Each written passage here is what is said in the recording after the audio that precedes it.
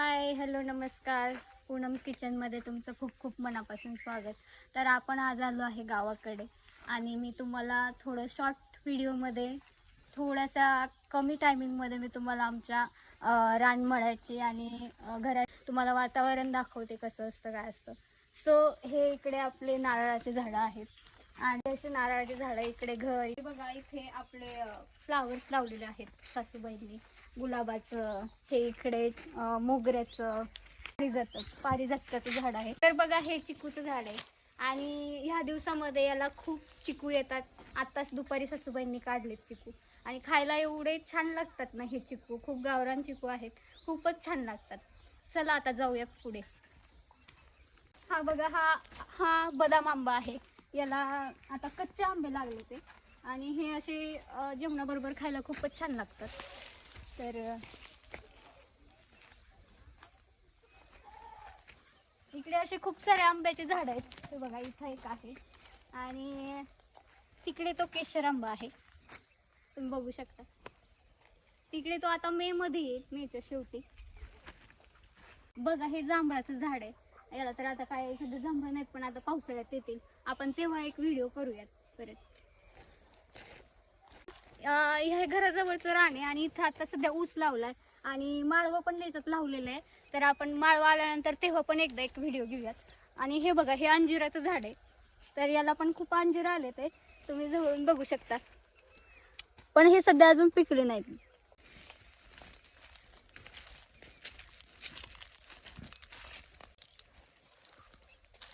बघा किती छान वाटतंय. संध्याकाळची वेळ आहे आणि ही आता आमची चालू झाली पेरूची बाग. आता याला आम्हाला पेरू काढायचे ते. आता याला फोम आणि हे सगळ्या गोष्टी करायच्या, क्लिनिंग वगैरे झाली याची. सो आता आपण हे थोड्या दिवसात चालू होईल, पण तोवर मी इथं राहणार नाही म्हणून तुम्हाला दाखवते. बघा किती छान दाटसर बाग आहे पेरूची.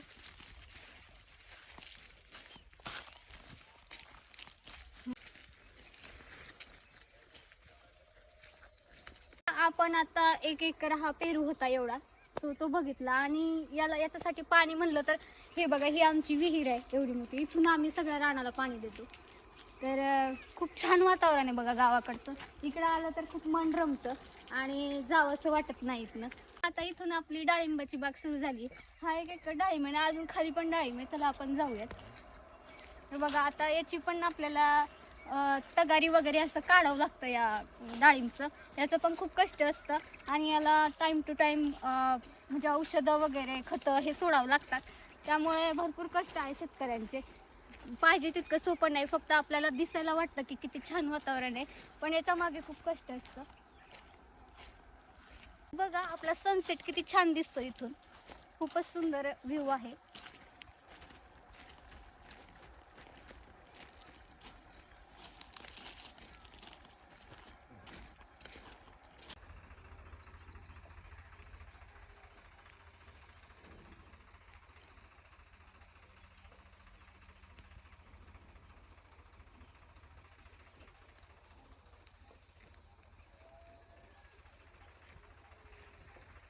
आत्ताच आम्ही डाळिंबाची बाग धरली आहे आणि इथून पुढे आता ह्या डाळिंबाला कळे येणार आणि नंतर फळं निघणार.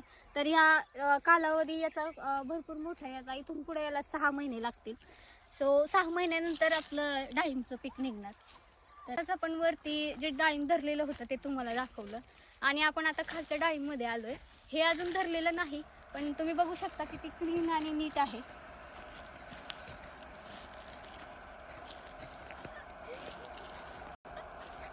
चला अजून एक खाली ऊस आहे, तो दाखवते तुम्हाला.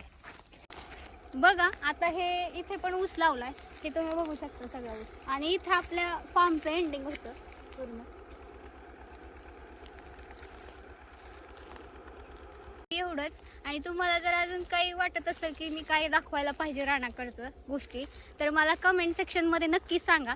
आणि तुम्हाला जर आमच्या गावाकडचं घराचा पूर्ण व्लॉग हवा असेल तर ते पण सांगा.